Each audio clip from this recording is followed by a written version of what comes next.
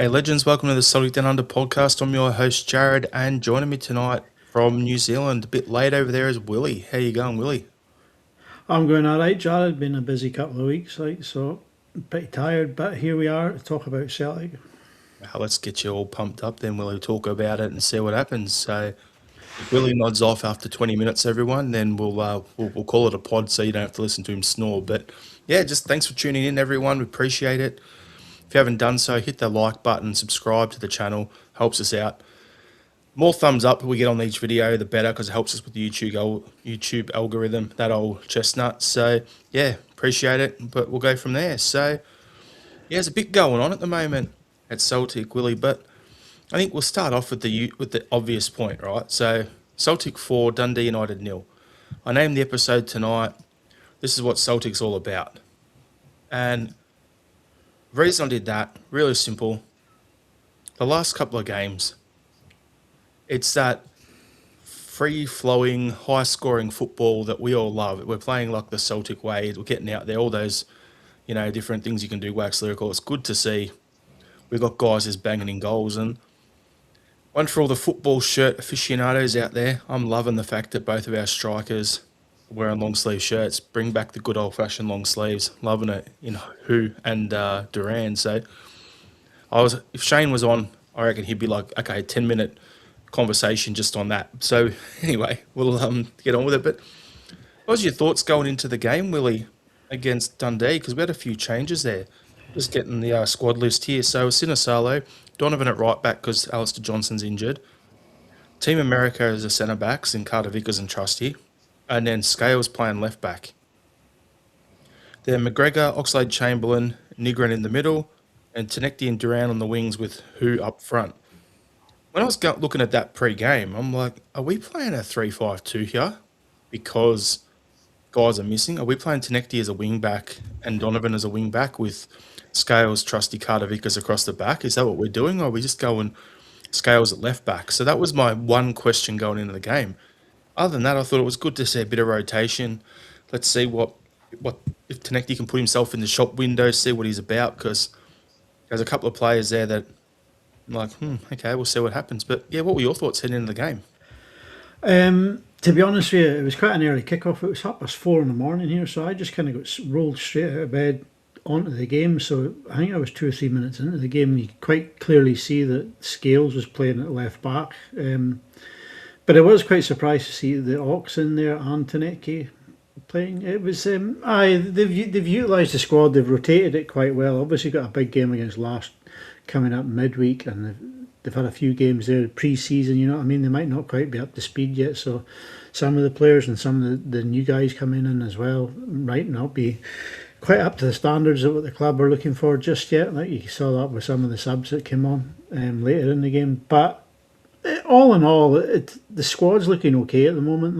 For the beginning of the season, I was really, really worried about where we were heading as a team. We were losing. The more talk of us losing players than any players coming in. But right now, when you look at what's the starting lineup was there and what was actually on the bench, we didn't actually look that bad, in my opinion.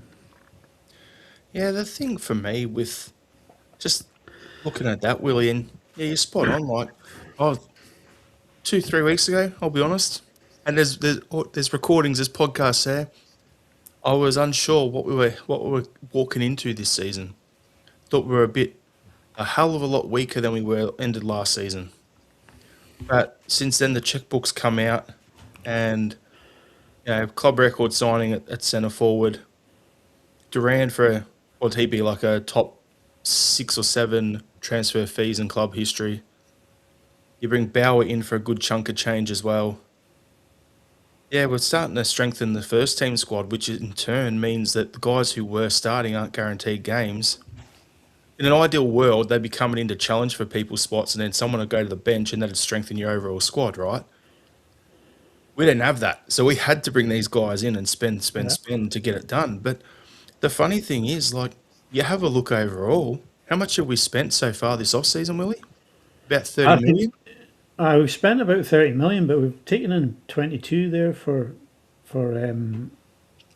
Engels, and we've taken in another 15. So we're in profit again. So yeah, exactly. I was going to say, like, realistically, we got who as a club record as basically it's like, you know, we didn't actually spend any money on that. The same money that came in for Dazen's gone straight out for him.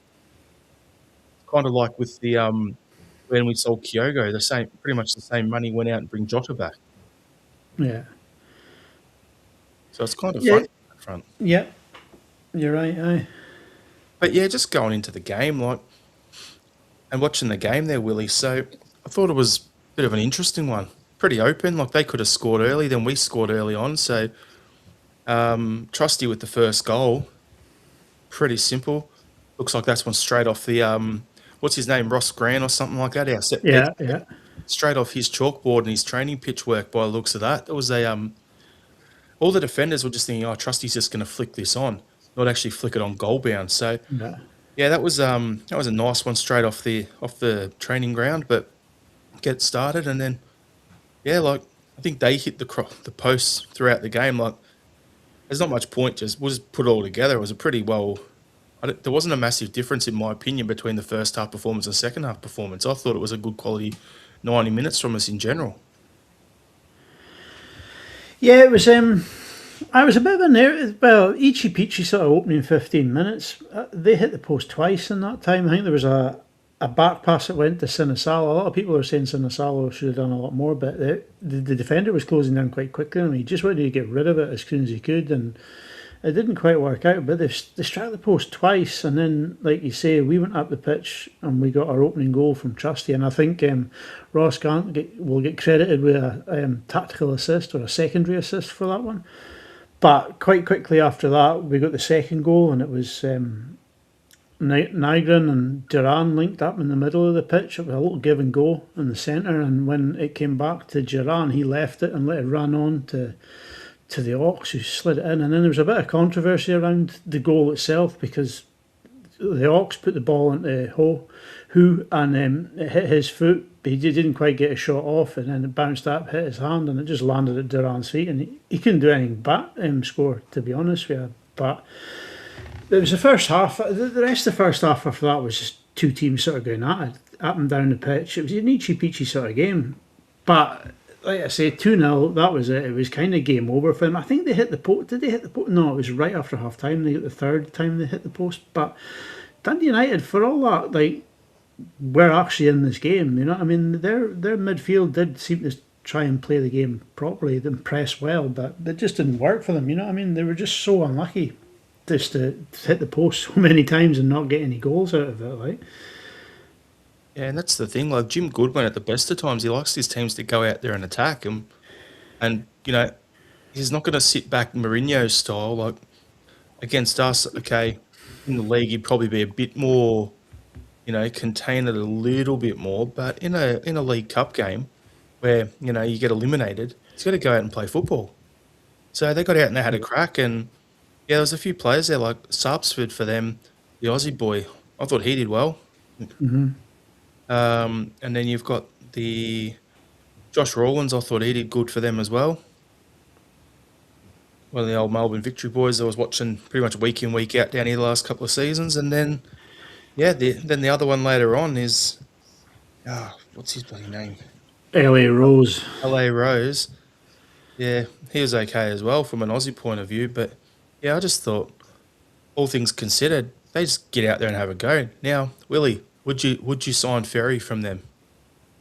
I would actually. I mean, we need a left back to cover to just give Tierney a rest here and there, and playing games like this when Tierney needs that rest, or games after a European game. You know what I mean? We might have a big game against Lask, and then we'll go into the game at the weekend, and that's the sort of game where he would definitely be looking to start or at least come on for a long period in the game to give Tierney the rest he needs. So yeah, I would definitely look to him.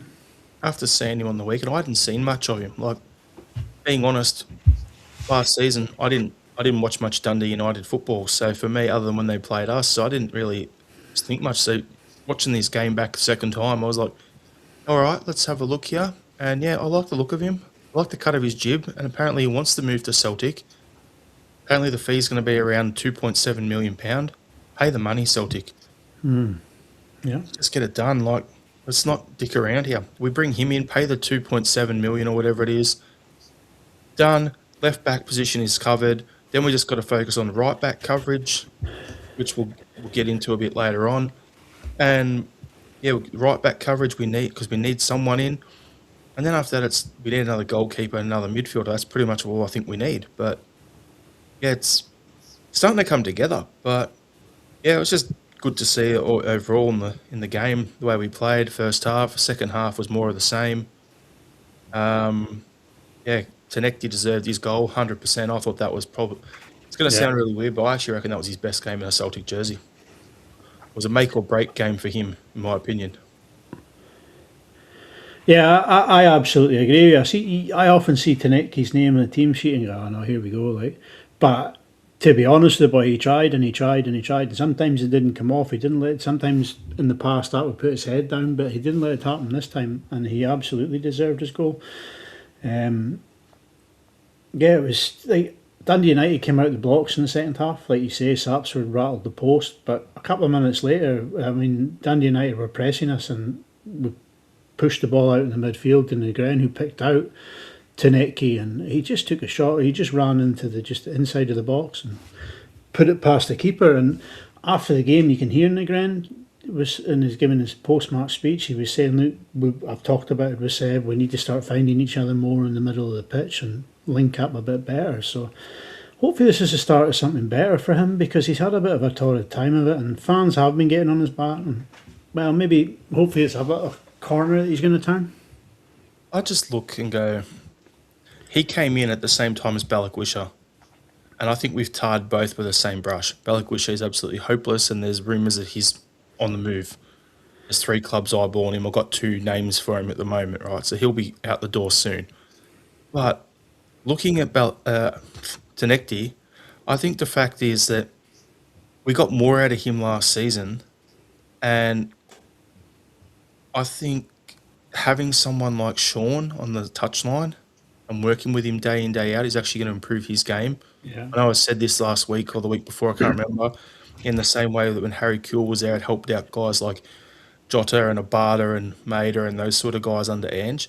I think having someone like Maloney there is really going to help him bring his game up to the level he should be at. So, yeah, I'm happy with how he played. I want to see him get more chances. Plus, competitions come in.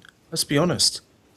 When you've got Duran come in, you've got Jota coming back at some point this season, and potentially another winger to be bought.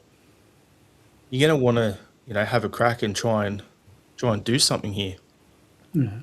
You see it with celebration when he was punching the badge. He really let out some steam there, didn't he? You know what I mean? This is I'm here, I'm staying here, and I'm going to fight for my place, kind of thing. You know what I mean? So again, it's encouraging to see a lot of positivity all around that pitch at the minute. Like from where it was last season when we were just struggling to get 45-minute performances together. Here we are stringing together 90-minute performances, and everyone's on fire and everyone's playing well. So it's good to see that. It's going to sound funny. I'm gonna potentially get called the old R word and a bit of a racial profiler here, but I think everyone is mad for French players, right? And you guys who've been playing in France, playing on the continent, right? I've said a few times, Celtic needs to be all over the Balkans. We need to be all over Scandinavia. We're going to need to go look at places like Uruguay, Argentina, Colombia, those sort of places where it's physical football in all of those leagues. They'll be able to make the transition to Scotland and do the job. Have a look at the guys we got. I was thinking before, do we have our Scandinavian boys? Do we have our Connect for? And I realised Tanekti, technically, we signed him from Norway, but he's down in, what's it called?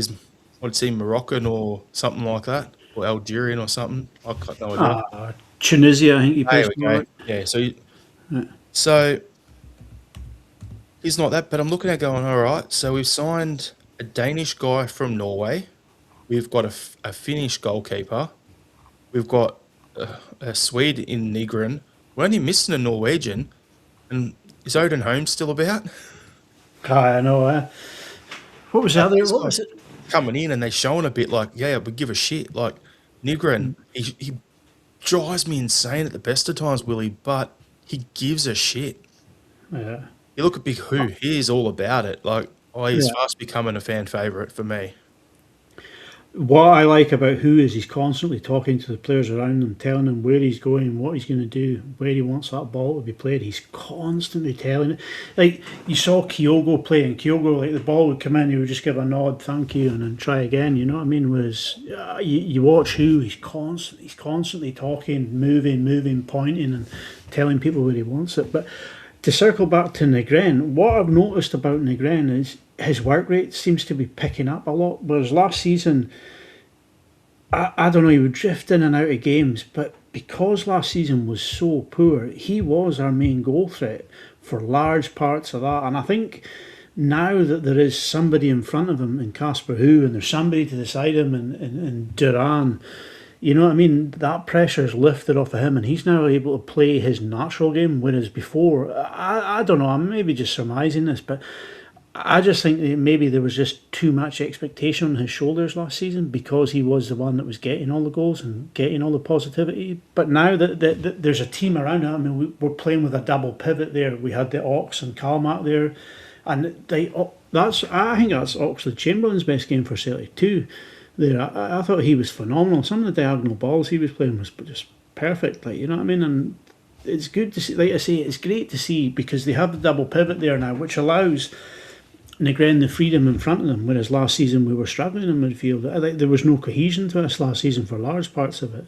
We were just grinding out results and getting the points and going home. Like, whereas now we're looking at getting the points and putting on a show for the fans, and it's paying off because the fans are great voice. You know what I mean? They sang the whole way through that game.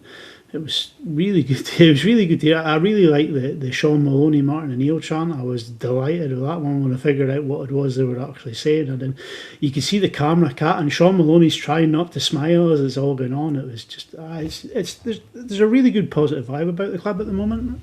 Yeah, there's a good vibe about it. Everyone seems like it's weird. Like under Ange, I just found that team was really lovable. Like it was like Yeah. no dickheads, and you just love the players and the vibe and the way they play and right. And last season was an absolute nightmare, but this season so far, seeing guys like going back to what you said about Casper and his talk, right? Seeing after Duran scored his first goal for the club and it went to VAR, and then the celebration from Who afterwards, where he's like, yeah, full, like geeing him up, something chronic at him, like, yes, good on you, like so happy for his teammate. I'm like, that's what we want.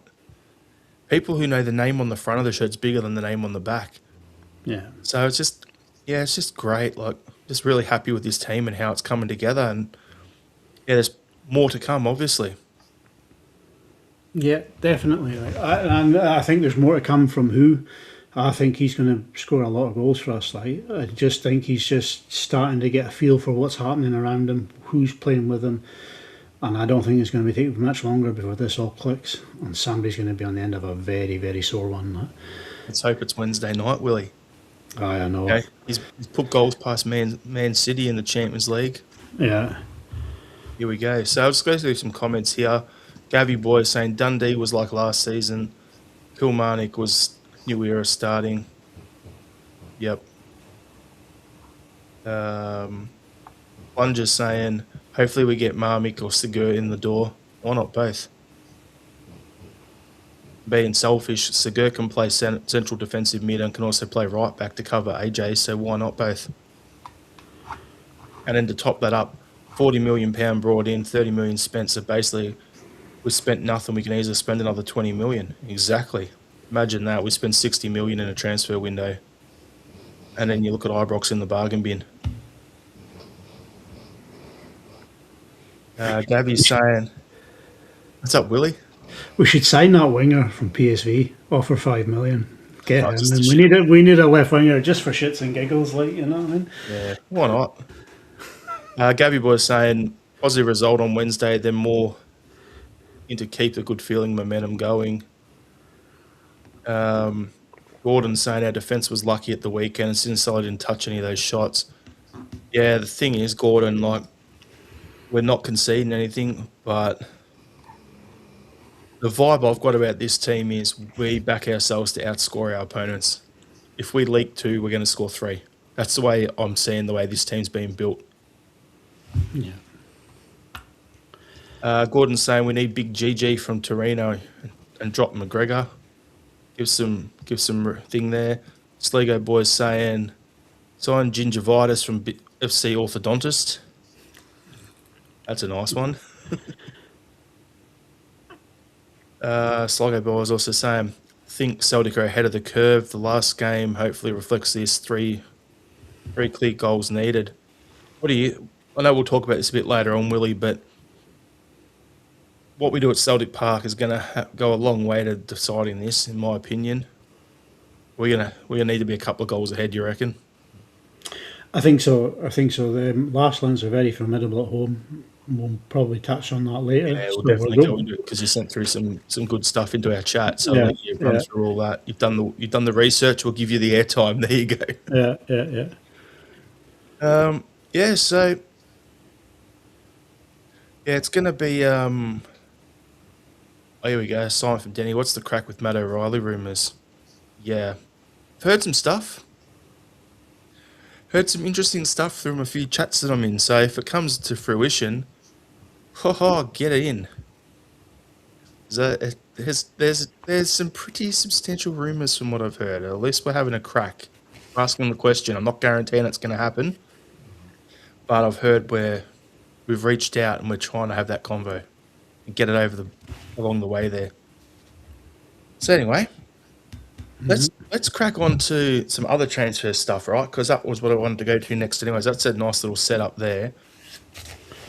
So Arne Engels left the club, 22 million, as we discussed early on. I thought it was a strange move for him, all things considered. Like, I don't mind him leaving. Like, we've doubled our money on him after 2 years. He's won some trophies. His best performances were in the Champions League in his first season for the club. He goes with my best wishes. I was a bit of an Arne Engels fan. No doubt about it, right? But my question with him going to West Ham is he's obviously playing the long game. But if you look across his career, he's never spent more than like two or three seasons at a club. So he's basically thinking he'll go there to West Ham now to then get promoted next season, back to the Premier League. What are your thoughts on Engels leaving the club, Willie? He's going to be a big loss. I mean, when he came back from injury, it kind of coincided with the form Diza Maeda hitting form. It's not to be overlooked as well. His set piece delivery is phenomenal. He really is a cracking all round midfield player, and I just wish we saw more performances like we saw against Kilmarnock, because that is what he's capable of. You know what I mean? And that's the kind of performances the fans who are on his back were expecting week in, week out from him. But like I touched on earlier, there was a lack of cohesion around us last season, and it probably had a knock-on effect on him as well.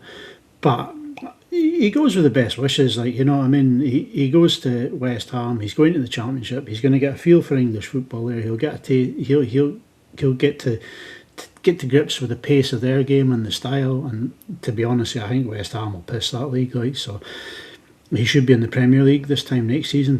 Looking forward to playing in the EPL. But good luck to him. Thanks for the memories, and see you there. Yeah, I honestly think the reason we didn't get the best out of him was because he wasn't playing.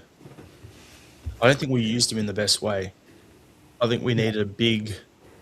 If we had, say if we played a 4-4-2, for instance, right, going old school here, and you went with a diamond midfield and he was one of 2 8s, he would have worked. He's not a pure 6. He's not a pure 8, but he's like one that I think would probably be more the. If we think back to the old 90s Man United team under Fergie, like 99 team, right? To me, he's more a Nicky Butt than a Paul Scholes, if that makes sense. Yeah, I know what you're saying, and I see that. Yeah, he's still a bloody good player. Club record at the time, gone out for a good fee. All the best. Doubled their money. What can you say? You can't argue with that, like. So, transfer rumour o'clock. What have you heard anything, Willie? Because all I've said early on, I touched on Atade to Greece. Apparently, it's been looked at. Alec Wisher has both Monza and FC Basel looking at him. Do you think Celtic are actively emailing all the other clubs across Europe about Balak Wisher the way they email us about merchandise? I believe they probably are, but it's only going to the certain clubs that haven't blocked their emails. Well, obviously, Balakwisha, it didn't work for whatever reason. Is he a talented player? We'll never know at Celtic Park because it's never going to happen for him. And to be honest, we just cut our losses, rip his contract up, and say, "See you later, buddy." Like, let's just call it quits. And Hatate, well, if he goes, he goes. I don't think he's going to get much game time under O'Neill, if any. And he just goes with our best wishes because he gave us some phenomenal performance. I mean, his old firm, his Glasgow Derby debut was just phenomenal, wasn't it? Naughty, naughty, naughty, Willie. Yeah, it slips out every now and again, doesn't it? There we go. Hang on. Yellow Yellow card. card for you. Well, Anyway. Oh, good. Nah, just with Balakwisha for me, I just think we scouted him for so long. He's a symptom of the Tisdale era. That's what I look at. We looked at him for so long and it didn't happen. So yeah, I just don't get it. Never happened for us here. Move him on. Don't do what we've done in the past and just park guys on the bench. Don't do anything. Send them in a few loans here and there and just waste your cash. Just get him out. We bought him for 5 million or whatever, but we wouldn't have paid the whole 5 up front. We probably would have paid 3.5 million. So if we could pick that up, we come out relatively even. And then his old club just misses out on the gameplay bonuses and all that shit because it never happened here. So we can get around it. Now, Willie, I've heard a rumour, and I've had it confirmed from 2 or 3 different sources. Have you noticed that after the Irish Supporters Association meeting, suddenly we're getting deals done? yeah. I don't know if you've heard these same rumours. Apparently Dermot Desmond's cracked the shits because a few people in Ireland gave him a bit of lip because we're not getting any signings done. And he's got some thin skin, as we all know. Because rumour I'm hearing is that the Nepo baby is the one getting the deals done. He sent Ross in to pull the strings and the signings as his old boys fed up with Michael Nicholson's ability to get players in for the squad. Yeah. I've heard that. I've had it confirmed from 3 different sources. Would not surprise me if he's actually spending the cash. It's a sudden change where we're going, whack, club record, whack 7 million, whack another 9 million here. And we're spending money all of a sudden. And we haven't done anything basically for the last year and a bit. Would not surprise me if the old Nepo baby's pulling the strings. What do you think? It wouldn't surprise me either, but that's just the life of a billionaire when you can just go out and spend that kind of money to spite people.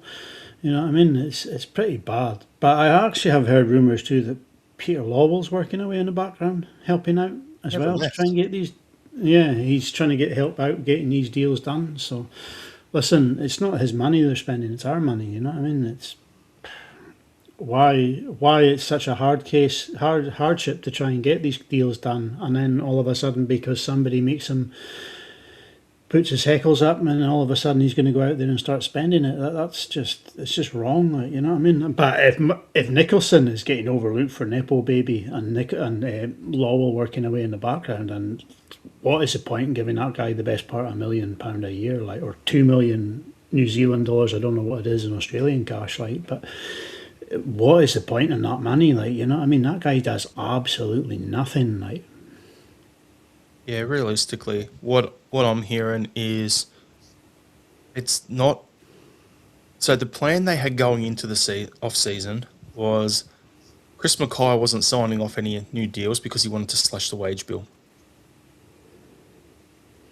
and they've wiped off about 200 grand a week so far, and then they still wouldn't sign players and put that wage bill up 50 grand a week for these 3 players or so coming in that we've signed.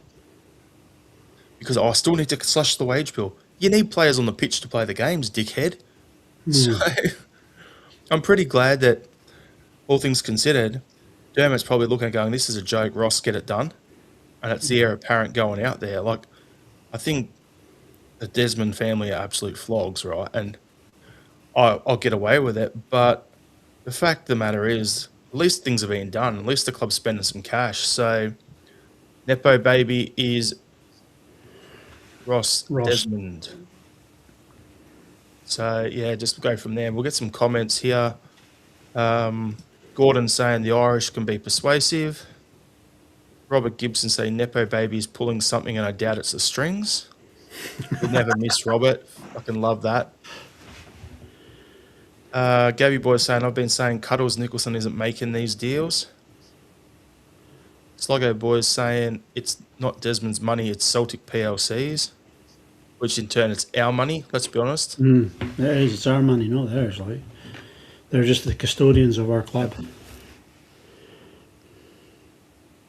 Yep, so Desmond's boy Ross, there you go. So, yeah, I've heard that, had it confirmed from multiple sources. So, if that's the case, I actually feel like, okay, things are on the up and up in terms of getting a couple more players in as well. We said early on that we could spend another 20 million pound comfortably.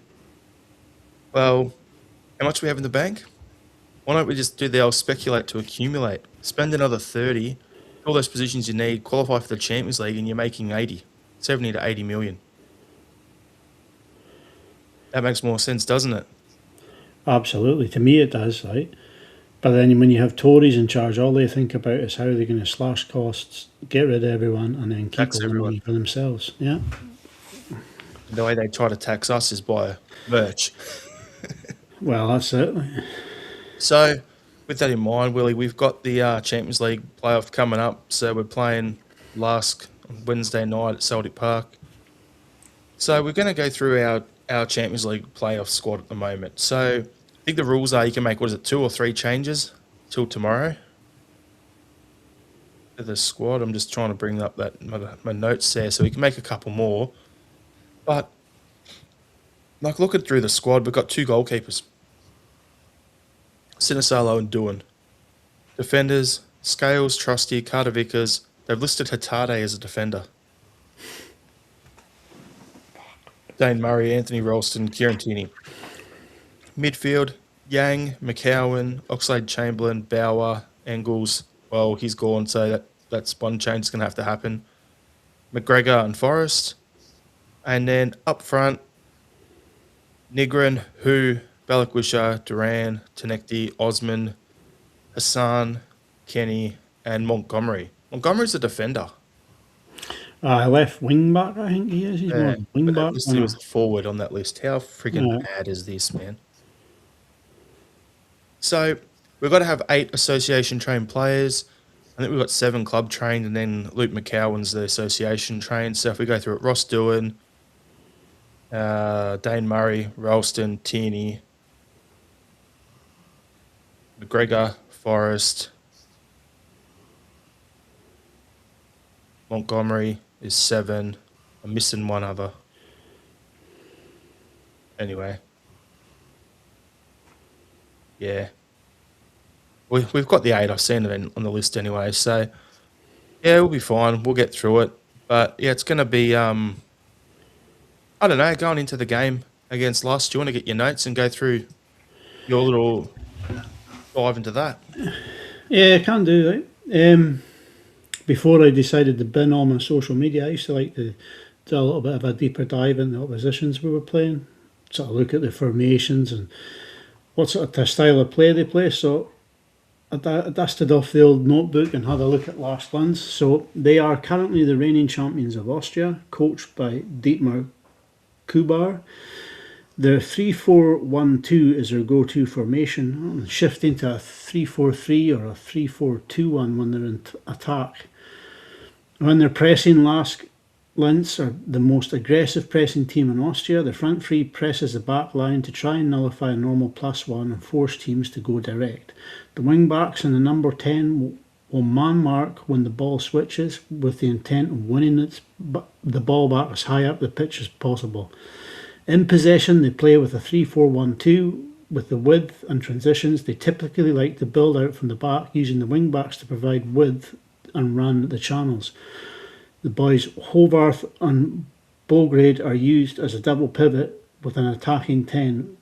They will circulate the ball and break up lines, and with the 10 and the 2 strikers interchanging to add extra pressure and confusion to opposition teams and stretch defences. Defensively, they're solid, but they can leak goals away from home. On average, they concede 1.36 goals per game. The three centre backs are physical, good in the air, and good on the ground duels. However, the system relies on the team winning the ball high up the pitch, which means the back three will generally sit with a high line. Their strengths are their home form and their pressing. They're undefeated in Austria in 17 of 20 games last season at home in the league. It shows that they're very formidable in their stadium. Their goal threats come from multiple positions. Currently, they have 5 players with 2+ goals this season already. It shows that they're more than capable of scoring. In transitions, the 3-4-1-2 allows quick switches to the wing backs and to the front two. Weaknesses that can be there is the commitment to the press. They will push 5 players up high to the press, and combined with the wing backs pushing high means that quick switches can exploit spaces. As I said earlier, goals conceded is another weakness. 1.36 per game shows that when their press is beaten, they are susceptible at the back. They do have a draw tendency. 50% of their final away games last season were drawn. A tendency not to travel well in Europe. Last season, they didn't qualify for Europe. They finished 7th in the league the season before, so they didn't qualify for Europe. But in 24-25, their last outing in the Conference League, they failed to register a point on their travels, and they only managed 3 draws at home, and that was in the Conference League. So, yeah, there's some points there that you can sort of think about and say, like, this is a team that if we can get the right result at home, after going through all this, I'm feeling a little bit more confident. I was a bit worried to begin with, but I'm starting to feel a lot more confident about it. My thing here, Willie, after hearing all that and reading it when you sent it through, and then finding out that Oxlade-Chamberlain has a 2-game ban or 3-game ban carrying over from kicking someone and getting into a bit of a good old-fashioned Donnybrook in a game a few years back 3 years ago when he was playing in Turkey or whatever it was, is that his diagonal ball that you were talking about early on in the pod would have been perfect for just like, if they're going to press hard, get him the ball, ping it over the top, and good luck to him. And then we can get at him, hitting them on the counter that front. So that's going to be the trick. If we can move the ball, once they press us, get it out and past them, I think we've got the talent up front. We can put a bunch of goals past them. The question is, are our defenders going to shit their pants when there's a crazy press coming and did all those years of practicing against days and get them ready for this? Well, I hope so, you know what I mean? But looking at their away form in Europe, you know what I mean? They do struggle away from home, so having the home game first might not be the disadvantage that we think. If we can get a decent lead going, we can head out there. But like I say, in their stadium, they are pretty formidable. Like, if they win, 92% of the time, if they go 1-0 up, they'll win at that stadium, like, so it's going to be a tough away day. Our European away form is ropey at times, so I think taking a comfortable lead, if we can get a comfortable lead at Parkhead, I think we could be in for a Champions League run this year. So in other words, Willie, we need to come out of there 4 goals to the good from home, so that when we go over there, if they get 1 goal ahead, we're good. Yeah. The thing I noticed looking at their squad is they're very young.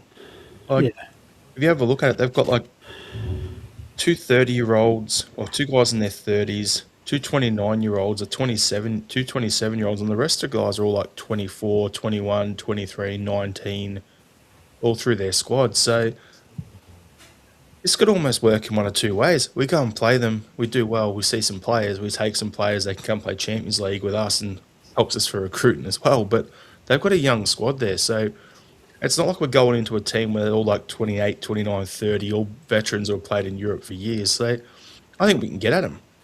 My thoughts heading into this game is they're there to be got at. Let's go after them. Yeah, I mean, the boy Hovarth is their metronome, their Kalmak. So if we can keep him quiet, we can maybe try and nullify the team, because he's the one that sort of the play will go through. Quick switches from one side to the other. But like I said, they're going to play with high wing backs, you know what I mean? That could be something for someone like Duran and Tanecki or Young, whoever's playing on our wing. Just Callum Osman, it's calling your name, son. Yeah. Do what you did against Hearts. Come on later on. There you go. Yeah, that's it. Like, Yeah, they're there to be got at. So I'm going into this not feeling concerned, not feeling overly stressed about it. Like, they've got to come to our place, play at our stadium first with our crowd, and the form we're in, banging in the goals we are. I know they're going to be better quality than the teams we played in the league, but if we can get in there, we'll score goals. We get opportunities, we will score goals.